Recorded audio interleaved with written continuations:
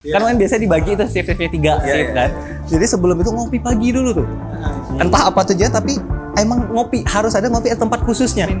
Benar-benar jadi ngejaga budaya lokal dulu di mana orang ngopi itu untuk ngobrol. Kalau misalnya kita pegang HP itu udah dimerengin aja tuh, itu ditegur langsung. Bahkan nggak segan-segan disuruh pulang, nggak usah bayar, nggak apa-apa, pulang aja.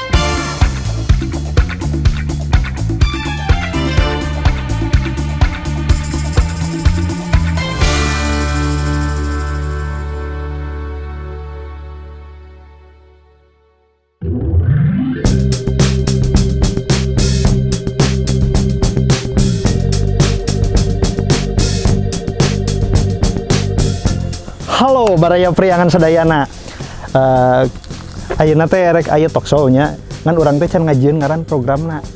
Jadi talk show ieu teh erek ngabahas tentang budaya ngopi anu aya di Tasikmalaya jeung pemuda-pemuda nu aya di Indonesia lah. Ayeuna kan geus ngetren ngopi sebenarnya geus di tahun sebenarnya 2018-an dikeuna. Nah, narasumberna nya eta pemilik Kopi Sarasa. Kopi Sarasa ieu menjadi salah satu pionir kopi dengan nuansa alam nu aya di Tasikmalaya. Aya siji narasumber deui nu asalna lain orang Sunda, orang Aceh, dan teh jauh pisan urang mah narasumber. Engke ngopina di dieu bari santai-santai nyiapkeun alat-alat. Sakedeung yuk nempolah. Ham sing waras tuh kamera teh ham. Ayo.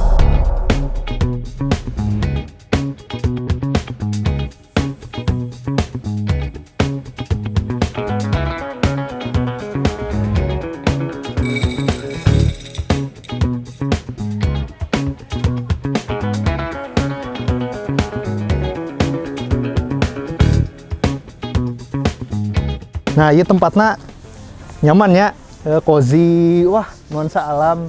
Sebenarnya gawe di dieu teh ngeunaheun. Ngan peda hiji, manya urang ti priangan.com, hajet datang ka dieu jauh-jauh ngelpoe kan rudetnya. Tapi memang nyaman ieu tempatna, oke lah. Sore-sore bobogohan. Mantap pokoknya mah. Iya, ini Jul, dia. gimana kabar Haris? Lama banget sehat. Lu gimana kabarnya? Sehat nggak?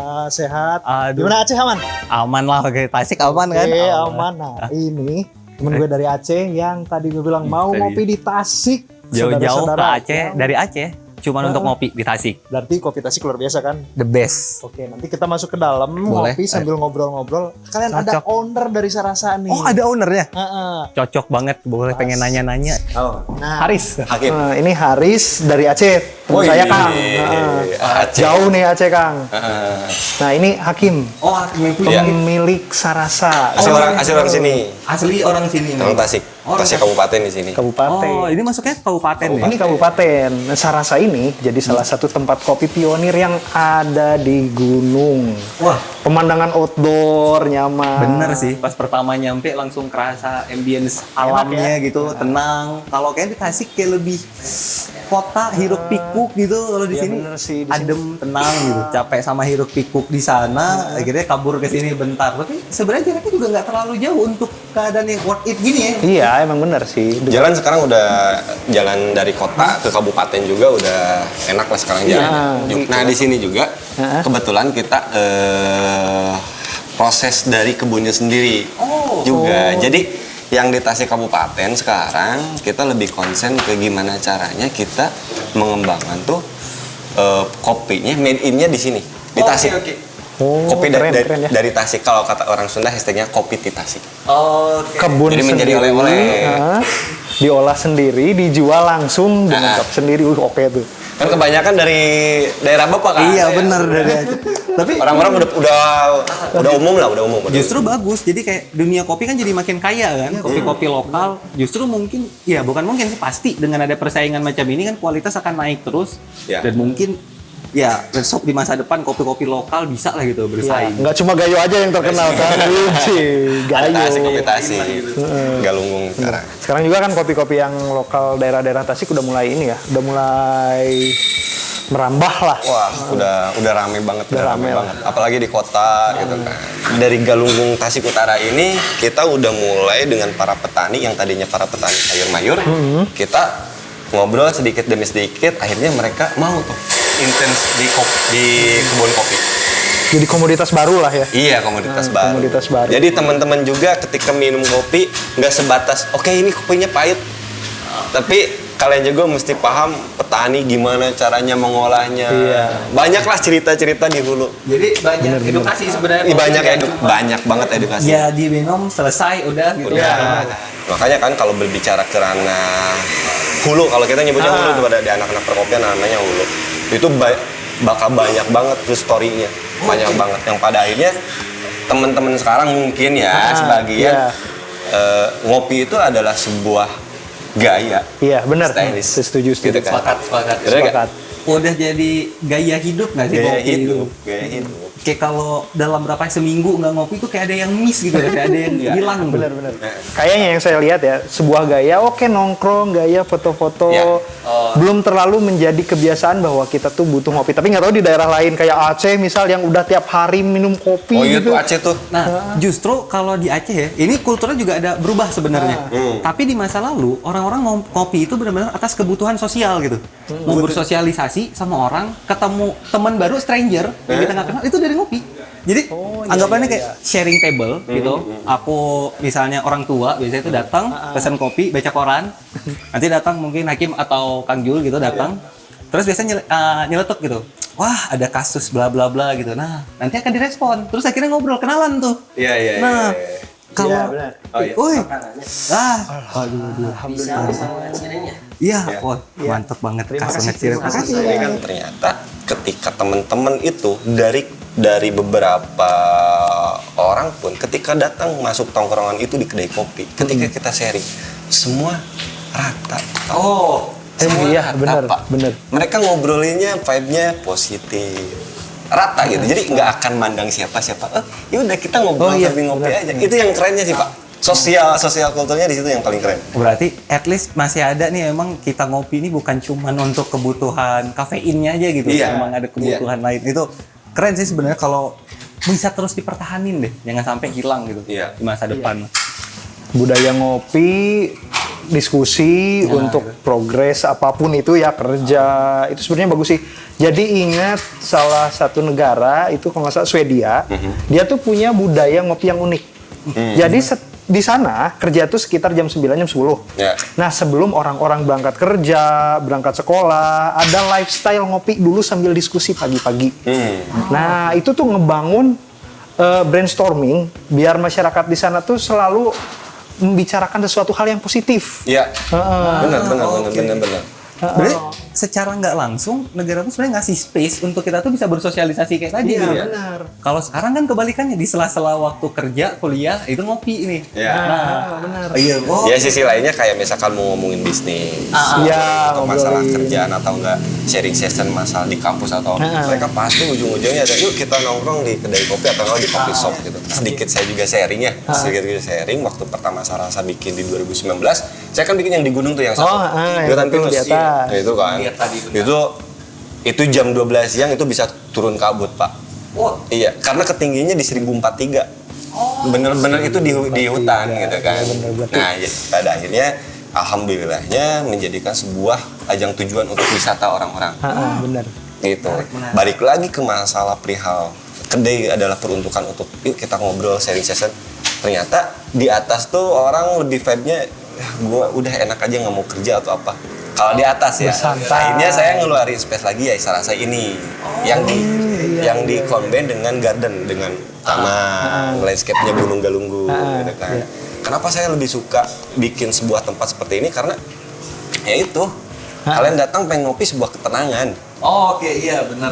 Cari inspirasi. Tadi escape plan kan. Sepakat sih benar. Karena gini, kadang memang ada orang yang ngopi itu pengen fokus, pengen apa, tapi memang suasananya tuh terlalu bising. Jadi orang kan juga susah fokus. Dan ini memang saya rasa kayaknya untuk orang yang pengen intens ngobrol tuh, pengen lebih tenang, nih cocok sih. Apalagi yang di atas kan, wah masih hutan, dingin, diam, ngopi, ngerokok. Hutan banget kalau di atas. Untuk anak-anak sekarang kan kulturnya sebuah coffee shop adalah tempat nongkrong.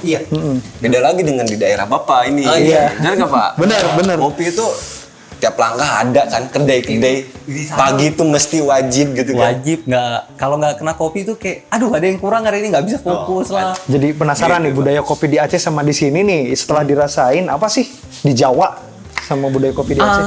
Di Aceh ya terutama memang pertama yang paling kelihatan itu kopi-kopi yang warung kopi yang biasa gitu, nggak instagramable, nggak estetik, itu sangat bersaing sebenarnya.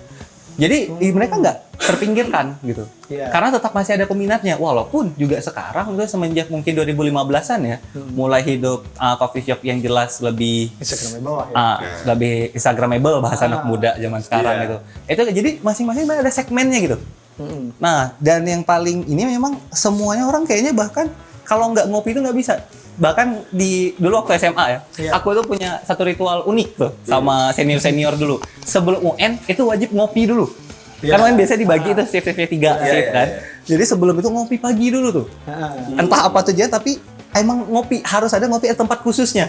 Ada warung khusus yang kami datengin. Dan itu bergenerasi-generasi dari dulu tuh. Berarti si warung kopi itu emang udah ada lebih lama ya, mungkin berapa 10 tahun Puluhan tahun gitu. Puluhan tahun. Dan masih tetap survive gitu dia di era yang kayak sekarang. Yang di mana-mana ngebangun coffee shop permanen, instagramable. Nah, dan coffee shop itu harus diingat di situ ada aturan nggak boleh main game. Oh, nggak boleh main Nggak boleh main game.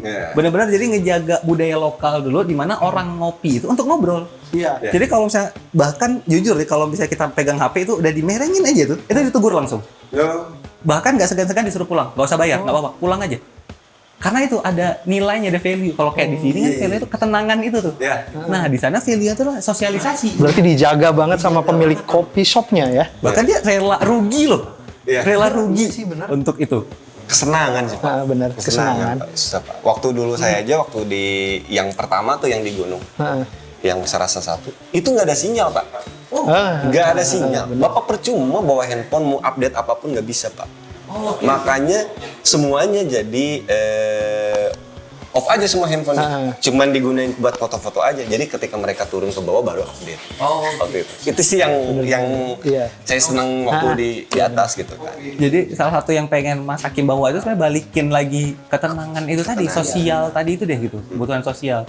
Karena mungkin aku mau nanya sama Mas Hakim, apa mungkin resah gara-gara ngelihat orang nongkrong ramean, tapi semua itu pada nunduk gini aja, nggak ada yang ngobrol. Apa ngerasain itu? Oh iyalah. Karena itu kita balik lagi ngomong. Ketika nongkrong, nggak kenal, fokus dengan ada orang-orang di sekitar, kalian bisa bersengkrama, bisa saling berkenalan, membuka pertemanan yang jauh lebih besar gitu. Itu sih value-nya yang lebih besar tuh di situ. Tapi saya juga punya ketakutan sebenarnya ke sana. Maksudnya ketakutan ngelihat anak muda zaman sekarang, kita kumpul-kumpul, nongkrong, tapi sibuk sama HP masing-masing, ngobrolnya minim. Mau pesen apa sekarang? Oh pesen ini, udah makan, hai, balik. Gitu. Enggak, upload foto-foto dulu, baru pulang gitu. Doanya itu dulu Pak, di selfie dulu tuh. Oh iya bener, makanannya difoto dulu, biar estetik. Kalau untuk sekarang sih ngelawan tren. Kalau ngomongin masalah konsep, saya narik lagi konsepnya ke zaman dulu. Pak, zaman dulu yang nggak ada gadget, orang nggak kenal bisa berkenalan, akhirnya membuka sebuah wawasan baru gitu kan. Makanya perbedaannya adalah ketika tadi yang kata Bapak, kita tuh kalau di daerah Aceh sana, ngopi itu nggak perlu banget ngomongin masalah kopi shop yang instagramable dan lain-lain, meskipun ada lah ya. Tapi kan orang-orang kecenderungannya untuk datang ke kopi shop atau nggak sebuah kedai kopi, ada sebuah kebutuhan dong. Baik itu dia mau ngerjain sesuatu, baik itu dia mau janjian sama temennya, gitu nggak? Nah, tapi dengan kondisi sekarang, nggak usah ketemu, kita cek video call aja udah beres, Pak. Bener. Bener nggak, Pak? Bener. Iya. Dulu tuh tempat bercengkrama kopi shop tuh. Iya. Tempat bercengkrama yang lama berkomunikasi, bener kan? Lama ngelepas kangen tuh di mana nih janjian, ayo bener. Gitu. Makanya kalau ngomongin ngelawan tren, iya betul Pak, ngelawan tren. Tapi kalau ngomongin ending pointnya atau ngefinishnya mau kemana sih konsepnya, karena kita mau tarik lagi ke masa dulu Pak. Gitu. Kayak di sini saya bikin sebuah konsep yang Sarasa 2 ini bener-bener kayak rumah Pak. Nggak ada yang ngomong ini kopi shop. Karena saya pengen konsepnya adalah kalian bertamu, saya layanin tamu saya. Yuk kita berkenalan. Kalau tamu mesti berkenalan dulu Pak. Iya benar. Betul, sepakat ya Pak? Sepakat. Iya, siap. Benar. Hubungan secara intens orang tuh untuk ketemu orang tuh emang udah sangat jarang Pak. Kita nggak bisa menyalahin zaman. Orang-orang sekarang pegang gadget. Kita ngobrol aja, misalkan dikasih gadget, kita paling ngobrol, oh iya gimana gitu kan. Pasti Iya, distract deh bener. dikit. Iya Pak. Makanya ada beberapa orang ya balik lagi ke konsep yang tadi tuh yang sisa rasa satu. Saya tuh menemukan konsepan itu ketika lagi berjalan Pak. Berjalan maksudnya tuh ketika lagi jualan. Jadi orang-orang datang tuh, lu kebayang datang ke gunung jauh-jauh, entah apa di sana ada apa juga. bener. Istilahnya, ya udah amat deh. Yang penting datang aja dulu kan gitu. Iya, kan. Ketika saya nggak bisa banget itu bikin campaign orang-orang datang itu saya memperkenalkan antara orang satu sama orang satu nggak pada tahu siapapun.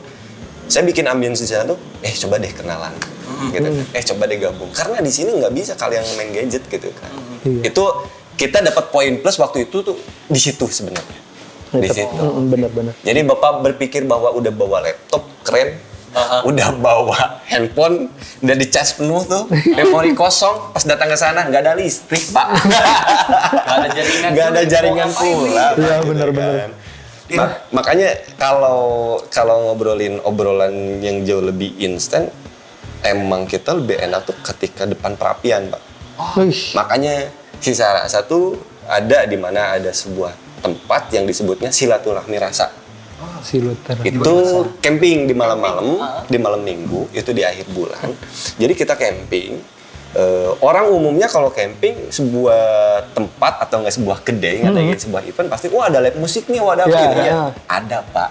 Tapi bentar live musiknya. Lamanya apa? Kita ngobrol. Peserta yang udah regis kemarin terakhir itu ada 50 orang. Mereka tuh beda-beda kultur. Maksudnya beda kultur teh.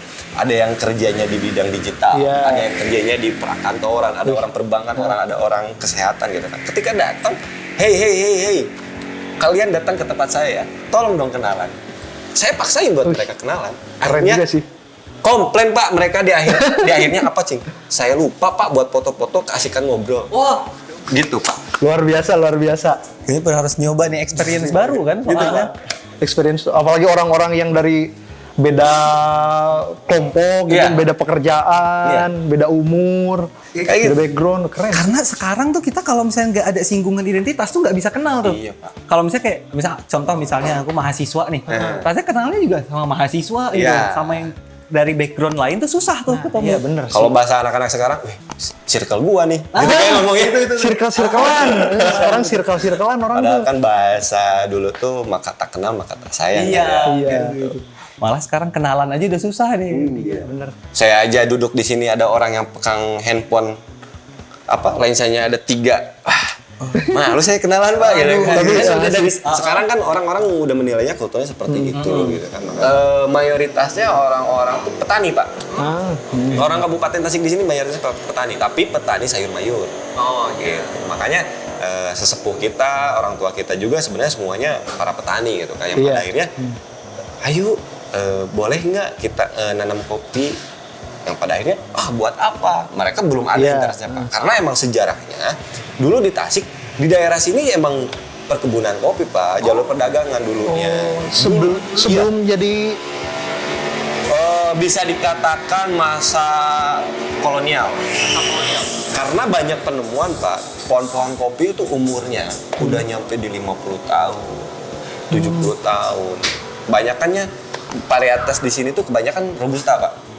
Robusta gitu. Yang pada akhirnya ketika saya ngobrolin masalah tentang kopi, ibu-ibu, para sesepuh kita, mereka nggak terlalu berat juga untuk memahami budaya kopi juga akhirnya Pak. Udah pernah pengalaman dari mungkin dari nenek moyang ketika ibu saya masih kecil pernah melihat cara menggoreng kopi itu ditunggu kayak gini gitu kan. Cuman pas diperkenalkan, ternyata kopi sekarang gini ya. Iya. Kita nggak terlalu berat Pak. Yang pada akhirnya alhamdulillah para petani di sini juga sebagian udah mau untuk menanam kopi Pak. Gitu. Ya semoga kita lancar aja minta doanya nih. Iya siap lah, amin. Gitu. Semoga kopi Tasik lebih bisa dikenal sama masyarakat luas ya. Betul. Semoga orang Tasik juga yang punya kedai juga interest banget lah dengan produk Tasik. Saya waktu dulu tuh kalau nggak salah denger nih Pak ya, karena saya baik di kopi juga saya mah bukan pemain atau kayak gimana. Saya mah cuman mencoba saja, belajar dan mengaplikasikan Pak. Jadi dulu 2019 katanya itu si kedai kopi yang di Tasik itu ada sekitaran masih hitungannya di ratusan gitu kan. di bawah 500 sebuah perkedaian. Dan sekarang Pak, wih, 10 meter satu. keren Pak. Sampai brand-brand internasional pada ada ya Pak ya. Sampai tahun 2002 kemarin ada brand kopi internasional masuk Tasik langsung 2. Keren. Kopi yang harganya selangit itu. Keren Pak. Sekilas gue mikir, anjir orang Tasik banyak duit mereka ya. Bisa sampai buka kedai maksudnya buka tempat luas sih kopi internasional itu. Berarti kan memang hitung-hitungannya sebenarnya memang mereka pasti ngelihat dong potensinya di sini. Ada keuntungan emang berarti masyarakat Tasik sebenarnya emang suka nongkrong atau mungkin budaya baru nih. Gimana aku penasaran nih dari kalau orang-orang apakah ini baru berlangsung beberapa tahun ke belakang mulai hype nongkrong gini atau gimana? Karena kalau di Aceh kan emang ya kami kan dari dulu udah gitu. Sampai sekarang. Kalau di Tasik gimana Kang? Sebenarnya sih ini kalau menurut saya kacamata saya kalau ngopinya di yang sekarang yang lagi hype-nya di Tasik karena faktor tuntutan bisnis juga. Terus kalau ngomongin budaya nongkrong dari dulu juga udah biasa nongkrong. Cuman beda tempat aja. Oh, dulu kayak lebih ke rumah-rumah teman gitu. Gimana? Kalau sekarang kan makanya tadi mungkin kaum kita disebutnya kaum milenial mungkin ya.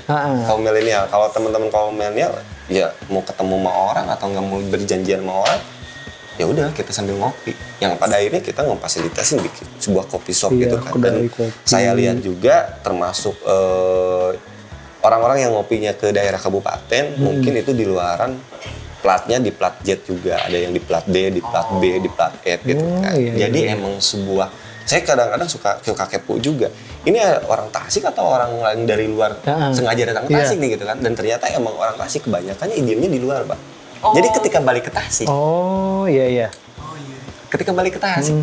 Iya, jadi tempat nongkrong. Iya, jadi tempat nongkrong. Berarti mungkin itu juga yang ngemulai ngebawa budaya nongkrong tuh dari luar yang jadi nongkrong ke coffee shop ya. Dari situ, Pak. Iya, positifnya ya akhirnya karena nongkrongnya enggak lagi cuma diem di kosan atau di mana ya jadi lebih hidup juga ekonomi kan, perputaran duit jadi naik. Oke, masuk akal, potensinya besar nih. Bener, potensinya besar. Tapi ya diharapkan dengan banyaknya kopi shop yang ada di Tasik, bisa banyak diskusi, nongkrong, menghasilkan sesuatu yang positif gitu kan. Sama kayak inspirasi itu di Sarasa. Karena memang jujur kalau misalnya ngelihat dulu, saya ingat aku ya, kopi ini kan mulai beken tuh di Timur Tengah. Dulunya bahkan belum diseduh tuh, masih bijinya bahkan berry-nya tuh dimakan langsung.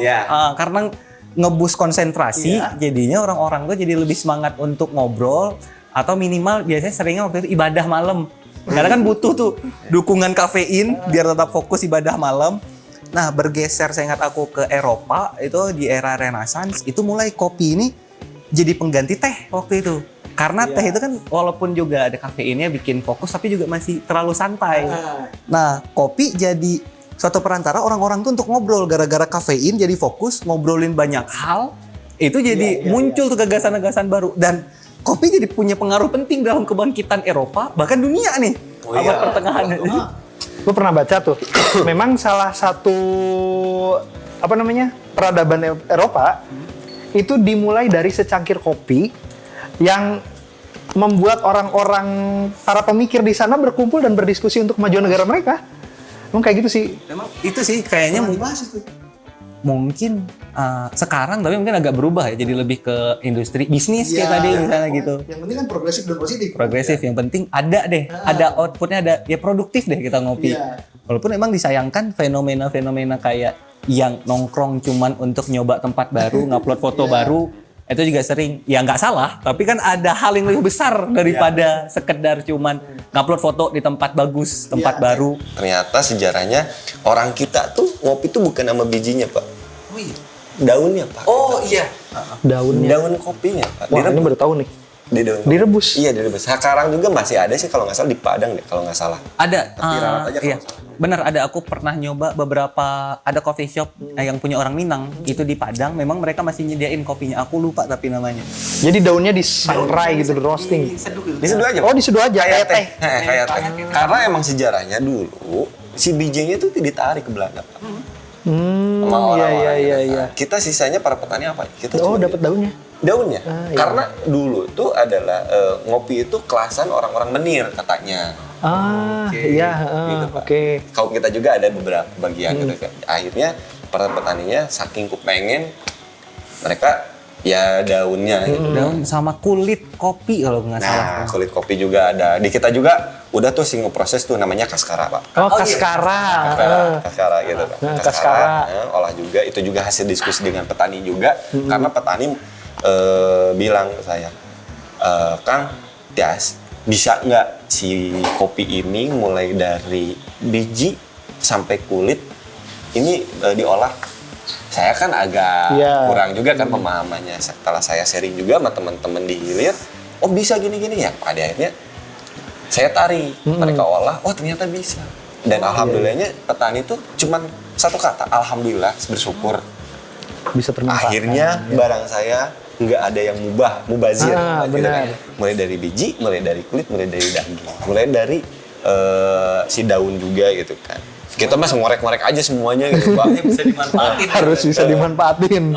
Mumpung ada tempatnya sama fasilitasnya kita bisa mengolahnya, Pak. Gitu. Tapi keren sih filosofinya, emang si kopi ini lebih ke sila menjaga atau enggak membuka silaturahmi kita. Baik itu di hulu, baik itu di hilir, Pak. Iya, benar. Baik itu di petani, baik itu di sebuah kopi shop atau kedai. Keren. Menjaga silaturahmi memang keren sih. Itu sih Kopi itu yang- menyatukan semua kalangan ya. Iya. Nah, Aku sepakat banget sama itu karena ya sebenarnya apa sih arti kopi itu kalau misalnya nggak ketemu orang lain gitu kan? Ya. Bahkan ya jujur kalau aku kan cuman bisa ya aku pikirin selama ini cuma ngobrol sama Kang Hakim ya.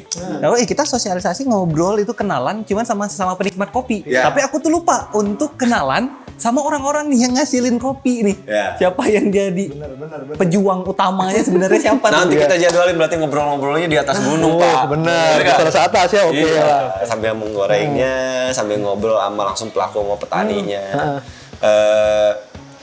Enak lah, mereka polos gitu. Ngobrolnya dalam artian polos tuh nggak ada sebuah indikasi untuk ngobrol tuh ya Iya, memang enak aja gitu. Asli, Pak. langsung dari dalam hati ya. Banyak loh, kopi dan rokok memang salah satu perpaduan yang menarik ya. Kata Bung Karno tuh, dia bilang apa? Ini aku lebih mencintai pemuda yang merokok dan yang minum kopi dan merokok tapi memikirkan bangsa daripada kutu buku yang memikirkan dirinya sendiri gitu. Nah, keren kan? Iya. Pada dasarnya kan Bung Karno kayaknya mau bilang bahwa ya lu nongkrong sona, jangan sendiri mulu, jangan egois sama diri sendiri mulu, bersosialisasi. Wih, itu keren sih. Iya. Di Tasik saya sedikit aneh sebenarnya kan. Kenapa tuh? Karena kalau dilihat nih ya, harga kopi di Tasik, di Bandung, sama di Jogja, di Tasik tuh kebilang mahal kopinya. Nggak tahu karena memang budaya dan daya beli mereka yang sanggup segitu, atau mungkin karena hal lain gitu. Tapi jujur aja nih, Mak, jujur saya ngerasain beberapa kopi shop yang ada di Tasik tuh harganya gila, mahal banget. Bisa ada yang sampai 38.000 segelas. Mungkin ya, menurut kacamata saya. Karena tarikan trennya itu ya dari kota metropolitan, Pak. Oh, oke. Sekarang kalau ngomongin masalah nanya stylenya si coffee shop, Iya, Bapak tahu sendiri. Standarnya itu coffee shop bisa dipakai foto. bener. Modalnya Modalnya berapa bangun? Gitu, Pak. Gitu. Kan kalau ngomongin balik lagi bukan sebuah perbandingan ya, Pak ya. Kayak misalkan di daerah Bapak. Di saya nggak terlalu ngomongin masalah coffee shop, tempat tuh nggak terlalu sulit-sulit banget. Cukup ada orang yang bisa nyeduh, Iya. kopinya ada. Ruangannya cukup untuk kita duduk bersama. Heeh. Kelar, Pak, di situ beres. Gitu kan, Pak? Kalau sekarang kan di kita ya termasuk kultur budaya untuk ngomongin orang-orang berbisnis di coffee shop juga kan kita ngomongin tren juga, Pak. Dari unit bisnisnya gitu. Mungkin tapi itu sih yang dirasain sama saya gitu kan. Yang pada akhirnya saya tuh selalu tarik-tarikan. Kalau bahasanya Kakang tadi kan melawan kultur ya. Iya. Kalau saya tarik kultur ke belakang gitu. Iya, benar. Nah, kalau misalkan kita ngelihat kultur sekarang dengan datangnya tsunami informasi dan banjirnya teknologi, kayaknya anak muda sekarang tuh suka aktualisasi diri. Wah, saya upload di sosial media, wah keren. Iya. Mungkin itu sih yang paling baru ya. Sekarang sosialisasinya ada, tapi sekarang itu ada tambahan di mana eksistensi itu, pengakuan itu tuh. Ya. Karena kayaknya jarang banget deh ngelihat orang di Instagram nggak ada satupun foto di coffee shop. Kecuali di archive semua tuh, di hide postingannya semua. Tapi aku berani taruhan, kayaknya hampir semua anak muda itu minimal ada satu foto di coffee shop. Minimal. Jadi memang sekarang berubahnya itu jadi ada suatu pengakuan gitu. Kalau kita udah ngopi, kita jadi mungkin gini ya. Standarisasi dicap anak muda itu diterima kalau lu ngopi. Kayaknya sih iya. Kalau nggak ngopi tuh kayak bukan anak muda banget gitu. Apalagi belum datang ke coffee shop yang memang lagi ngetren, lagi viral. Bener. Dan itu mungkin yang ngejawab kenapa harga mahal pun tetap dibeli. Karena kebutuhan tadi. Daripada gua merasa diasingkan atau mungkin dialienasi itu, tapi diasingkan dari masyarakat, ya udah deh nggak apa-apa deh, gua bayar harganya walaupun terbilang cukup pricey mahal gitu. Lebih gua tetap bisa diterima nih sama lingkungan. Itu mungkin yang berubah dari dulu, karena dulu jujur gua nggak pernah dengar orang-orang tua kita itu pengen diakuin kalau ngopi. Enggak. Bukan itu pengakuannya nggak di sana. Pencapaian yang lain, pekerjaan mungkin. Kalau kata Kang Hakim tadi, karena zaman sekarang tuh circle-circlean. Pengen masuk circle ini ya gue harus ngopi di tempat itu. Benar. Kan tujuannya sekarang tuh nongkrong tuh gimana caranya si memori handphone tuh penuh, Pak. Benar, itu harus. Karena kalau enggak ya ngapain? Ya biasanya ada tren akhir bulan tuh, nah apa aja tuh, Oktober Dam. Ini bentar lagi ada tuh Januari Dam di Instagram.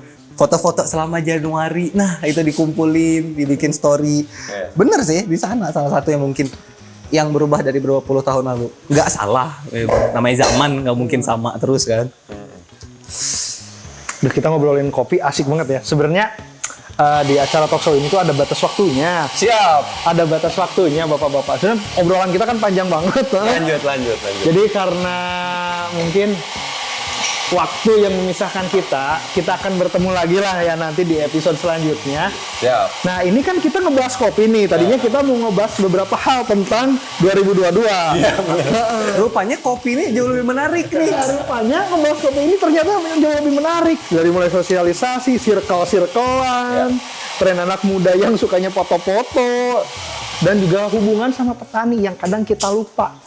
Itu sih yang harus digarisbawahi, bahwa sebenarnya ngopi itu harus membuat kita banyak bersosialisasi dan lebih dekat dengan sesama. Jangan sampai termakan oleh zaman di mana gadget itu membuat yang jauh jadi dekat, yang dekat jadi jauh. Wah, itu sih benar. Nanti berarti kita jadwalin ya, ngobrol-ngobrol dengan Jadwalin lagi lah. Dimana boleh lah kita nanti ke Selasa atas ya. Makin penasaran nih sebenarnya gimana nih kopi, ngulik lebih dalam lagi, apalagi ngelihat kultur di Tasik nih gimana nih perkembangannya. Sembari nanti Gibum dari jauh Aceh jalan-jalan lagi di Tasik, kita boleh ajak lagi kan ya? Siap, oke. Siap. Nah kalau misalkan kayak gitu buat rekan-rekan sekalian, jangan lupa ya, nanti kalau misalkan kita tayang lagi di episode selanjutnya ditonton. Dan episode ini harus di-like dan di-share. Karena apa? Sangat bermanfaat obrolan kita tadi tentang kopi, sejarahnya, dan lain sebagainya. Nah, untuk itu saya pamit undur diri dan rekan-rekan sekalian pamit undur diri. Kapan-kapan kita ketemu lagi. Goodbye. Assalamualaikum.